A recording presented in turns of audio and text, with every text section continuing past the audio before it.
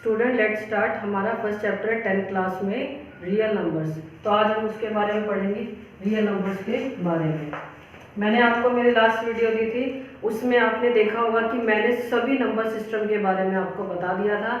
यानी कि number system को ही हम क्या बोलते हैं, रियल नंबर्स। तो रियल नंबर्स के अंदर कौन कौन से नंबर्स होते हैं, उनकी नोटेशन क्या है, उनको कैसे लिखते हैं, उनके अंदर कौन कौन से नंबर आते हैं, किस तरह से हम रियल नंबर को डिफाइन करते हैं, वो मैंने आपको इस वीडियो में बिल्कुल डिटेल में आपको बताया था। तो अब हम स्टार्ट करते हैं हमारा जो 10th क्लास का फर्स्ट चैप्टर है रियल नंबर्स, कि रियल नंबर्स के अंदर हम क्या पढ़ने वाले हैं। अब हम वो स्टार्ट करते हैं। तो रियल नंबर्स में एक बार फिर ब्रीफ में बता देती हूँ कि मैंने बताया था रियल नंबर्स कौन से नंबर्स होते हैं, वो नंबर्स जिनके अंदर क्या आएंगे, रेशनल प्लस इरेशनल। वो नंबर्स जिनके अंदर क्या आते हैं, रेशनल नंबर्स और इरेशनल नंबर्स, तो उनको हम क्या बोलते हैं, रियल नंबर्स। अब रियल नंबर्स का जो ये चैप्टर है, इसके अंदर मैं आपको ये बता दूं कि आप पढ़ने क्या वाले हो। इसके अंदर हमारी कितनी एक्सरसाइज है, 4। तो जो फर्स्ट एक्सरसाइज हमारी है उसमें हम क्या पढ़ेंगे, Euclid's division algorithm. Euclid's division algorithm जो सेकंड है, उसमें उसके बाद हम क्या पढ़ेंगे, फंडामेंटल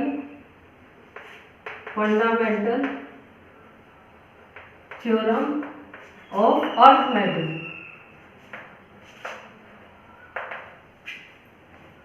फिर इसके बाद हम पढ़ेंगे प्रूफ इरेशनलिटी।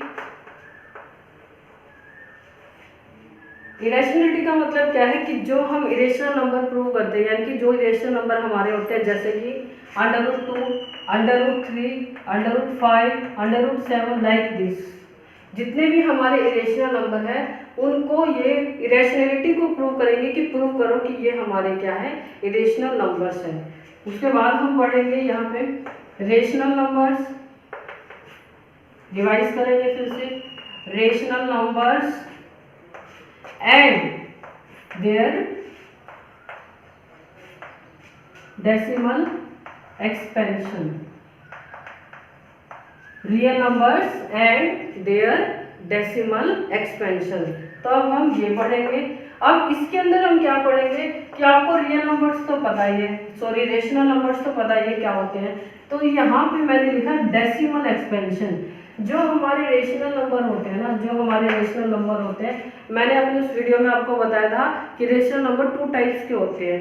कौन कौन से, टर्मिनेट, कि जो टर्मिनेट हो जाएंगे, जो दूसरे क्या होंगे, नॉन टर्मिनेट बट रिपीटिंग। वो नंबर्स जो टर्मिनेट नहीं होंगे बट क्या हो रहे होंगे, रिपीट हो रहे होंगे।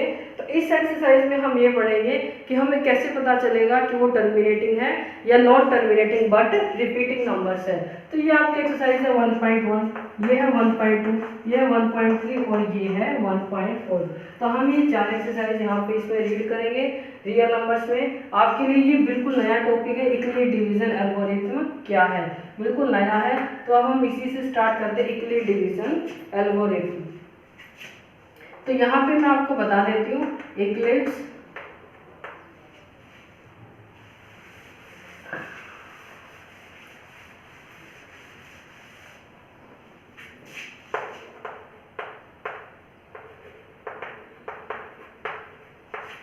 Euclid division algorithm.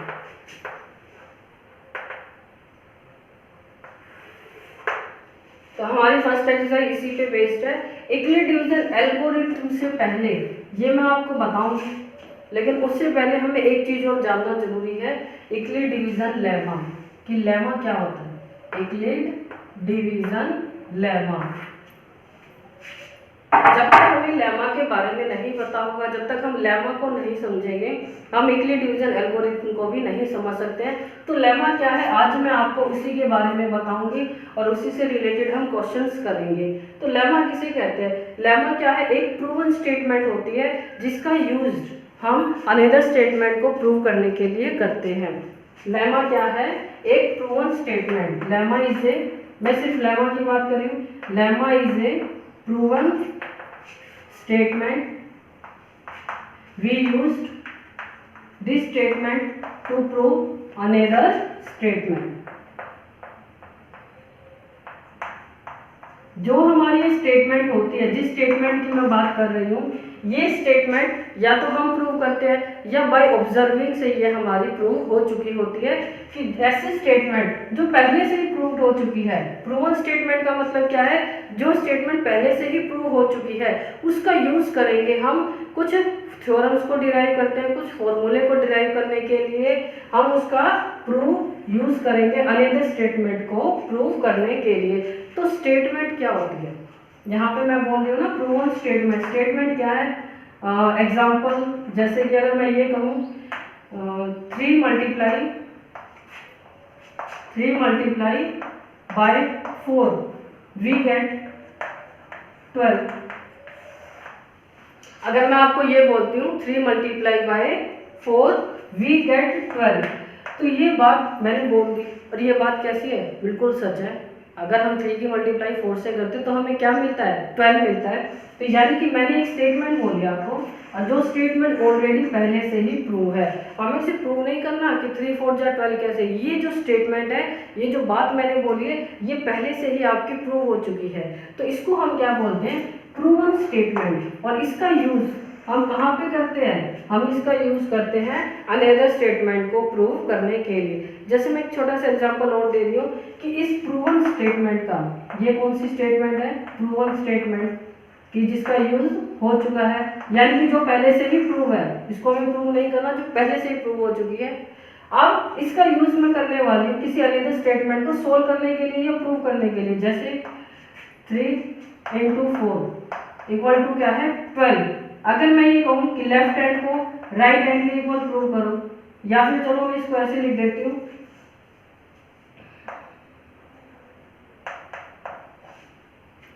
अगर मैं इसको ऐसे लिखूं कि 3 into 4 इक्वल टू 8 plus 4, क्या left hand side right hand side के इक्वल है? तो आप चेक कर सकते हो। 3 4 जा कितना होता है? 12। 8 plus 4 कितना होगा? 12। तो लेफ्ट हैंड साइड किसके इक्वल है? राइट हैंड साइड में। तो मुझे इस चीज को प्रूव करना था और इसके लिए मैंने इस प्रूवन स्टेटमेंट का क्या किया? यूज किया। तो इसको हम बोलते हैं लेमा। तो लेमा की डेफिनेशन क्या है? अब हम वो देखते हैं कि लेमा की डेफिनेशन क्या है। लेमा की डेफिनेशन क्या होगी कि गिवन 2 पॉजिटिव इंटीजर्स। वर्ड्स पे ध्यान देना कि मैं क्या बोल रही हूँ। Given 2 positive integers a and b। Given 2 positive integers a and b। there exist unique numbers। there exist unique numbers q and r। Given 2 positive integers, मैंने बोला गिवन 2 पॉजिटिव इंटीजर्स। अब पॉजिटिव इंटीजर्स तो कुछ भी हो सकते हैं, वो कहाँ से स्टार्ट होंगे? 1 से। Given 2 positive integers a and b, there exist a unique numbers. Unique का मतलब क्या होता है? हम किसी भी चीज़ के बारे में बात करते हैं कि ये यूनिक है, तो यूनिक का मतलब उसके जैसा कोई दूसरा नहीं है, कि वो चीज़ खुद वैसी है, उसके जैसा कोई और नहीं है, उसके जैसी कोई चीज़ नहीं हो सकती। यूनिक है ये चीज़, हम बोलते हैं ना यूनिक है। जैसे आपके जैसे आप हो, आपके जैसा कोई दूसरा नहीं हो सकता, तो हम क्या बोलेंगे? Unique number q and r such that a equal to b q plus r, where r की जो कंडीशन होगी वो दिस, ये वाली होगी। मतलब इसका मतलब क्या है? इस पूरी डेफिनेशन का मतलब क्या है? अब मैं वो आपको वो समझाने वाली हूँ, तो उसको आप ध्यान से देखिएगा कि लेमा हमें क्या कहता है। देखिए पहले इसमें इसने क्या बोला? Given 2 positive integers a and b। तो मैं आपको ये बोलती हूँ any 2 positive integers a and b आप लेट किए, यानी कि 2 नंबर आपको लेट करने हैं पॉजिटिव। एनी 2 पॉजिटिव नंबर्स आपको लेट करने हैं। तो मैं यहाँ पे लेट करती हूँ 2 और 7। मैंने यहाँ पे 2 नंबर्स लेट किए, 2 और 7। तो यहाँ पे देखो 2 और 7, तो a किसको ले रही हूँ मैं यहाँ पे 7, b किसको कंसीडर किया मैंने 2 को। मैंने 2 पॉजिटिव इंटीजर्स लेट किए 2, 7, a किसको लेट किया मैंने 7 को, b किसको लेट किया मैंने 2 को। तो ये तो यहाँ तक हो गया positive integers a and b। अब वो क्या कह रहा है, there exist unique numbers q and r। तो कह रहा है q एंड r क्या होंगे, यूनिक नंबर्स होंगे। कैसे, अगर मैं 7 को किससे डिवाइड कर दूं 2 से, तो डिवाइड करेंगे 2 3 जा 6 और क्या बचेगा 1। तो आप ध्यान से देखो, जो ये 2 था इसको हम क्या बोलते हैं डिवाइजर। जो ये 7 है इसको क्या बोलते हैं डिविडेंड। जो ये यहाँ पे 3 आया, हमने 2 को कितनी बार मल्टीप्लाई किया 2 3 जा 3 टाइम्स तक, तो यहाँ पे क्या आया हमारा 3, इसको क्या बोलेंगे क्वोशिएंट। और जो नीचे यहाँ पे 1 बचा है इसको हम क्या बोलते हैं रिमाइंडर। तो आप देख सकते हो जब मैंने 7 को 2 से डिवाइड किया तो क्वोशिएंट हमारा क्या आता है 3, रिमाइंडर हमारा क्या आता है 1। तो क्या मैं इस 7 को ऐसे लिख सकती हूँ कि मैंने 2 की मल्टीप्लाई किससे की 3 से, और उसमें क्या ऐड कर दिया 1, तो मुझे क्या मिल गया 7। तो क्या मैं बोल सकती हूँ कि इसको सॉल्व करने पर भी 7 आएगा, या 7 को मैं ऐसे लिख सकती हूँ, तो हाँ मैं लिख सकती हूँ। अब ये 2 क्या था मेरा, ये 2 क्या था मेरा यहाँ पे, यहाँ पे 2 क्या था डिवाइजर, 3 क्या था मेरा क्वोशिएंट, 1 क्या है रिमाइंडर, और 7 क्या है डिविडेंड। तो यहाँ पे एक चीज क्या निकल के आती है कि अब देखो नोटेशन चेंज हो रही है, नोटेशन चेंज होती है लेकिन चीज का मतलब वही रहता है।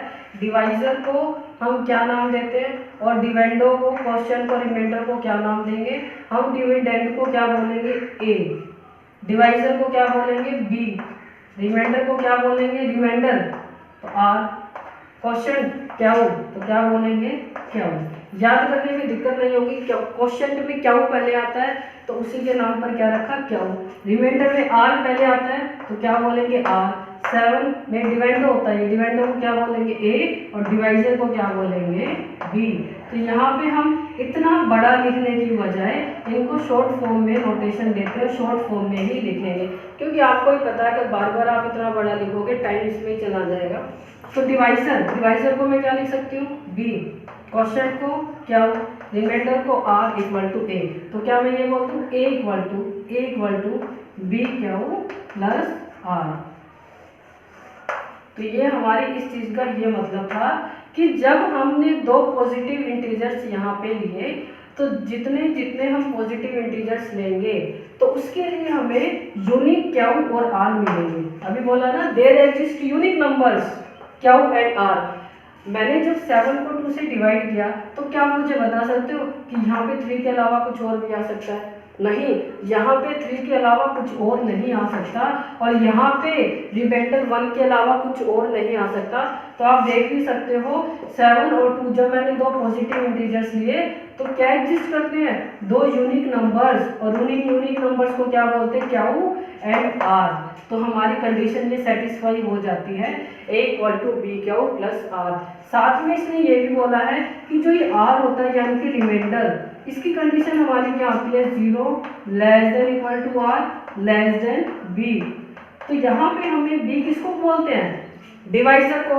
तो डिवाइजर हमारा यहाँ पे क्या है 2, यानी कि 7 को मैंने किससे डिवाइड किया 2 से, तो डिवाइजर मेरा यहाँ पे क्या हो जाएगा 2। तो मैं यहाँ पे r की वैल्यू निकालूंगी किसकी रिमाइंडर की। तो इस साइन का मतलब क्या होता है, इस साइन का मतलब है कि r जो है 0 के इक्वल भी है और 0 से बड़ा भी है। r की वैल्यू क्या होगी लेस देन 2। इसका मतलब क्या होता है इस साइन का कि r की वैल्यू या तो क्या होगी 0 होगी, या r की वैल्यू क्या होगी 0 से बड़ी और 2 से छोटी होगी। तो r की वैल्यू क्या क्या आएगी 0 और 1 आएगी। तो ये मैंने किसकी वैल्यू निकाली स्टूडेंट, ये मैंने r की वैल्यू निकाली रिमाइंडर की। और आप चेक भी कर सकते हो, जब मैंने 7 को 2 से डिवाइड किया तो मेरा जो रिमाइंडर था इनमें से एक डेफिनेटली आएगा, या तो 0 आएगा या फिर क्या आएगा मेरा 1। और आप देख सकते हो मेरा क्या आया रिमाइंडर यहाँ पे 1। मैं एक एग्जांपल और ले रही हूँ, जैसे कि अगर मैं यहाँ पे 17 को 2 से डिवाइड करती हूँ, 17 को 2 से डिवाइड करती हूँ, तो यहाँ पे मैं क्या लिखूंगी 2 8 जा 16 और मेरा रिमाइंडर क्या आएगा यहाँ पे 1। आप देख सकते हो जब मैंने 17 को 2 से डिवाइड किया तो यहाँ पे मेरा 8 के अलावा कुछ और क्वेश्चन आ सकता है, नहीं आएगा, 8 ही आएगा और रिमाइंडर भी मेरा क्या आएगा 1 ही आएगा। तो यानी कि रिमाइंडर मेरा इसमें से एक आ गया 0 और 1 में से, तो इसका मतलब यहाँ पे ये क्या और ये r डिफरेंट ए और बी के लिए, क्योंकि देखो डिवाइजर अभी तक मैंने सेम लिया है, मैं डिवाइजर चेंज भी कर सकती हूँ, इसको भी चेंज कर सकती हूँ, तो ये नंबर तो डिफरेंट होंगे, अलग अलग होंगे, ये नंबर क्या होंगे डिफरेंट, लेकिन इन डिफरेंट नंबर के लिए क्या और r क्या होंगे यूनिक होंगे, उनके अलावा कोई और क्या और r नहीं हो सकता। तो 17 और 2 के लिए क्या और r 8 और 1 ही होंगे और कुछ नहीं हो सकता। तो इसका मतलब ये क्या है, एक लेमा है, लेमा में क्या होता है, given two positive integers there exist q and r such that a equal to b q r। तो यानी कि मैं यहाँ पे लिख सकती हूँ a equal to B Q plus r, यहाँ पे भी कंडीशन सेटिस्फाई हो रही है, तो इससे हम क्या कहते हैं लेमा। लेमा एक प्रूवन स्टेटमेंट है जिसका यूज हम अनदर स्टेटमेंट में करेंगे, और यहाँ पे हम कोई भी दो पॉजिटिव इंटीजर्स लेंगे, वो जो दो पॉजिटिव इंटीजर्स हम लेंगे वो डिफरेंट होंगे, लेकिन उन डिफरेंट पॉजिटिव इंटीजर्स के लिए हमारे ये जो क्यू और आर होंगे, क्यू और आर ये हमारे क्या होंगे यूनिक होंगे और इस कंडीशन को सेटिस्फाई करेंगे।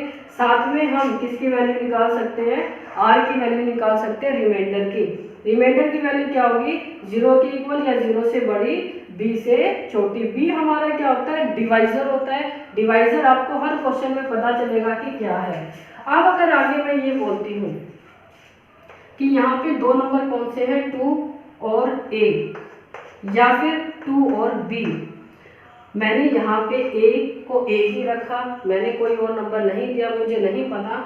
अगर मैं ये दो पॉजिटिव नंबर्स की बात करती हूँ तो मैं ये बता सकती हूँ कि यहाँ पे हमारी कंडीशन क्या आ सकती है। अब इसी बारे में मैं आपसे बात करूँगी कि जब यहाँ पे तो हमें दोनों नंबर पता है 17 और 2, यहाँ पे भी मुझे पता है 2 और 7, लेकिन जब मैंने इनकी बात की तो इसमें मुझे डिवाइजर तो पता था, मुझे इसमें डिवाइजर तो पता था, लेकिन मुझे ये नंबर और ए और बी की वैल्यू नहीं पता थी।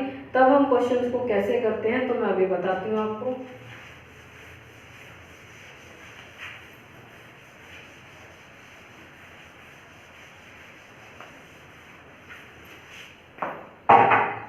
तो यहाँ पे अगर मैं ये कहूँ कि एक नंबर 2 है, एक नंबर ए है, तो उसके लिए हमारी क्या स्टेटमेंट होगी, वो यूनिक क्या और आर क्या होंगे हमारे।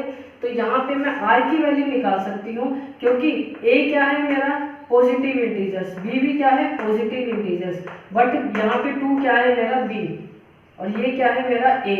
तो मैंने अभी बताया लेमा क्या होता है, A equal to B Q plus are.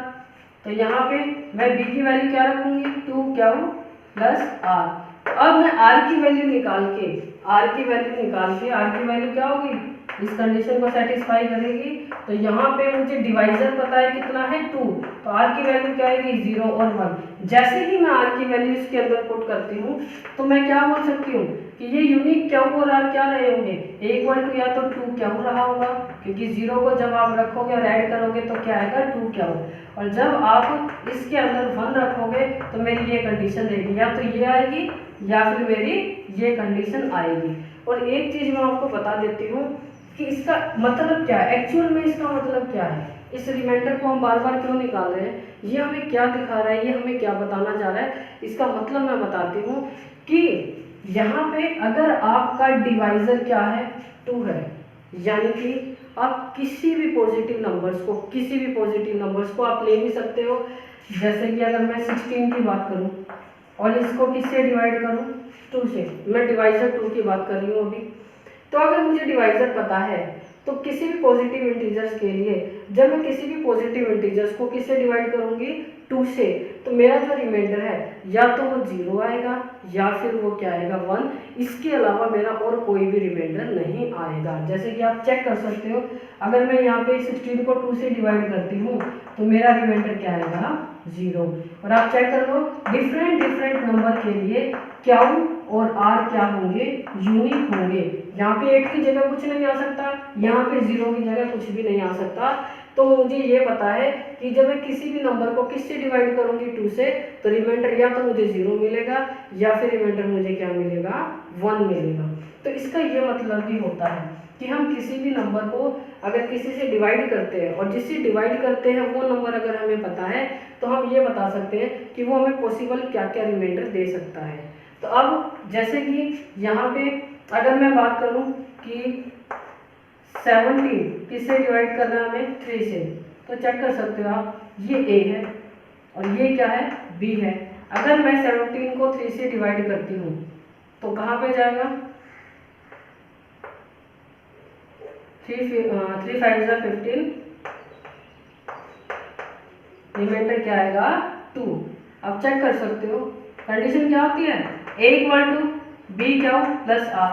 A क्या है मेरा 17, डिवाइजर क्या है मेरा 3, क्वेश्चन क्या है मेरा 5 और रिमाइंडर क्या है मेरा 2।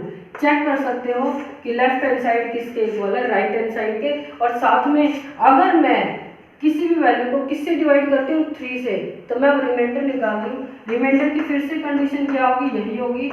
यहाँ पे अगर मैं डिवाइजर यानी कि क्या है डिवाइजर मेरा 3, उसकी वैल्यू मैं पुट करती हूँ तो आर की पॉसिबल वैल्यू क्या क्या आएगी 0। इसका मतलब यही है कि r 0 के इक्वल होगा या 0 से बड़ा, बट किससे छोटा होगा 3 से।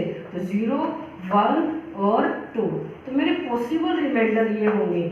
जब मैं किसी भी पॉजिटिव नंबर्स को 3 से डिवाइड करती हूँ तो मुझे वो रिमाइंडर क्या देगा, या तो 0 या फिर 1 या फिर 2। और आप देख सकते हो यहाँ पे जब मैंने 17 को 3 से डिवाइड किया तो मेरा रिमाइंडर क्या आ गया यहाँ पे 2।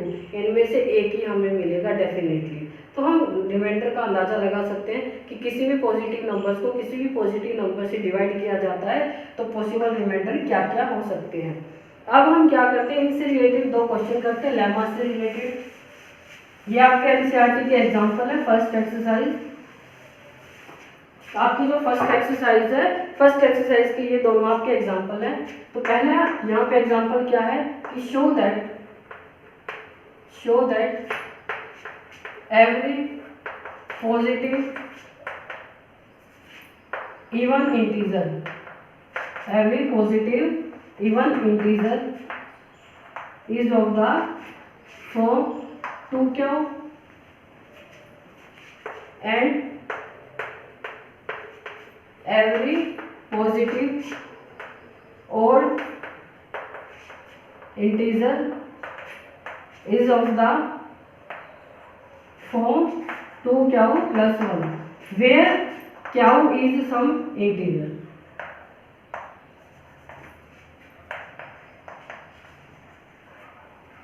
मैंने ये एग्जांपल लिया है, इस एग्जांपल में क्या है, show that every positive even integers. पहली बात तो ये कि पॉजिटिव इवन इंटीजर्स कौन से होते हैं, इंटीजर भी है पॉजिटिव भी है। उसके अंदर हमें इवन इंटीजर बताने पॉजिटिव, तो वो कौन कौन से होंगे, वो स्टार्ट होंगे 2 से, 2 4 6 8 यानी कि 2 के मल्टीपल। इवन नंबर उन्हीं को बोलते हैं ना जो नंबर किसके मल्टीपल होते हैं या किससे डिवाइड होते हैं 2 से। तो ये बात कर रहा है 2 से मल्टीप्लाई होने वाले या 2 से डिवाइड होने वाले सभी पॉजिटिव इंटीजर्स की। तो वो क्या कह रहा है कि हमें प्रूव करना है कि जितने भी इवन इंटीजर होंगे पॉजिटिव वो किस फॉर्म के होंगे, 2q फॉर्म के होंगे। अब यहाँ पे आप ध्यान दो, हमें 2 क्या है डिवाइजर, b क्या होता है ना, 2 क्या है डिवाइजर और q क्या है क्वोशिएंट। तो क्वोशिएंट हमें नहीं पता और इसने बोला भी है q इज सम इंटीजर्स। तो डिफरेंट क्वेश्चन के लिए यहाँ पे डिफरेंट वैल्यू आएगी आपके पास। अगर यहाँ पे आप क्वेश्चन 3 रखते हो तो 6 मिलेगा, क्वेश्चन 4 रखते हो तो 8 मिलेगा, क्वेश्चन यहाँ पे 2 रखते हो तो 4 मिलेगा। तो यानी कि डिफरेंट क्यू के लिए हमारे पास डिफरेंट नंबर हमें मिलेगा। तो ये कह रहा है कि वो नंबर किस फॉर्म का होना चाहिए, टू क्यू। और जो भी नंबर होता है यानी कि क्यू, अगर मैं क्यू की मल्टीप्लाई, क्यू क्या है एनी इंटीजर्स, अगर मैं उसकी मल्टीप्लाई 2 से करती हूँ तो मुझे पता है वो कैसा नंबर होगा, मल्टीपल ऑफ 2। तो ये हमें प्रूव करना है। फिर हमें प्रूव करना है कि every positive odd integers, odd integers कौन से होते हैं, वो इंटीजर्स जो 2 के मल्टीपल नहीं होते, जो 2 से डिवाइड नहीं होते हैं, तो वो किस फॉर्म के होंगे, 2q + 1। अगर कोई 4 है नंबर, ये किसका मल्टीपल है, 2 का मल्टीपल है, अगर मैं इसमें ओड वैल्यू को ऐड कर दूं तो मुझे क्या देगा, रिजल्ट में ओड नंबर ही मिलेगा। अगर किसी इवन नंबर में मैं ओड नंबर प्लस कर देती हूँ तो वो मुझे क्या देगा, ओड नंबर ही देगा। तो वो यही बोल रहा है कि जो पॉजिटिव ओड इंटीजर है वो इस फॉर्म के होने चाहिए, और क्या होगा यहाँ पे, सम इंटीजर्स। तो अब हम क्वेश्चन करते हैं, हमारी स्टेटमेंट क्या होती है लेमा की, a = b क्यू + r, हमारी यही स्टेटमेंट होती है a = b क्यू + r। अब यहाँ पे b क्या है हमारा, 2 है, b यही तो है हमारा 2, डिवाइजर क्या है 2, तो 2q + r। अब मुझे यहाँ पे r नहीं पता तो मैं r की वैल्यू निकाल सकती हूँ। r की वैल्यू क्या होगी, 0 ≤ r > b। अब यहाँ पे b कितना है, 2 है, तो मैं r की वैल्यू क्या निकालूंगी, 0 के इक्वल 0 से बड़ा और 2 से छोटा। तो इंटीजर कौन कौन से आएंगे, 0 और 1। अब जैसे ही r की वैल्यू हमें पता चल जाती है, हम वो r की वैल्यू इसके अंदर पुट करेंगे। r की वैल्यू जब आप क्या पुट करोगे, 0, तो क्या मिलेगा, 2q।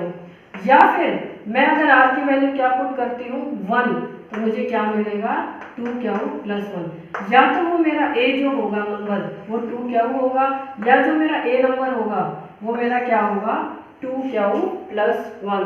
तो हमें ये प्रूव करना था कि ये नंबर क्या है, इवन पॉजिटिव इंटीजर्स, और ये नंबर क्या है, ओड पॉजिटिव इंटीजर्स। जब भी आपको इवन नंबर दिखाना हो तो आप क्या दिखा दो, 2 का मल्टीपल।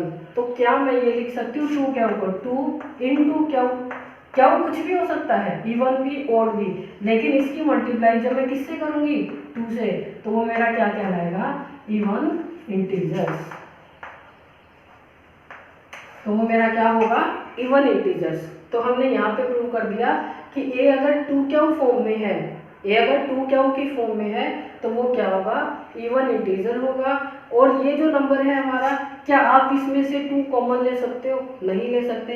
हम इसमें से 2 कॉमन नहीं ले सकते, इसमें 2 कॉमन आ रहा था, ये 2 का मल्टीपल था, लेकिन इसमें हम 2 कॉमन नहीं ले सकते। अगर हम इसमें 2 कॉमन नहीं ले सकते तो डेफिनेटली ये क्या है हमारा, ओड इंटीजर्स। जो नंबर 2 का मल्टीपल नहीं है तो वो क्या होगा, odd integers.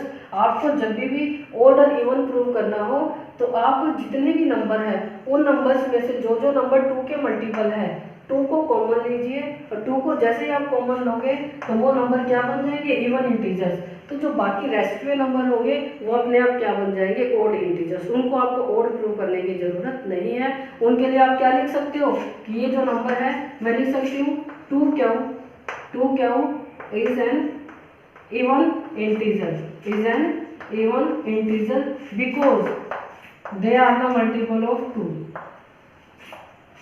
They are the multiple of 2.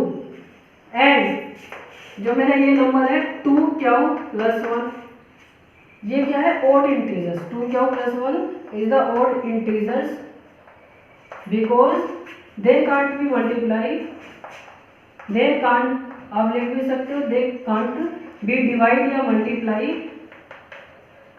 by 2. So we can say that every positive odd integer is of the form 2q and every positive odd integer 2q + 1. तो ये हमारा क्या है, क्वेश्चन लेमा पे। तो स्टूडेंट आज की video हम यहीं पे फिनिश करते हैं। कल हम फिर से स्टडी करेंगे डिवीजन, यूक्लिड डिवीजन एल्गोरिथम के बारे में।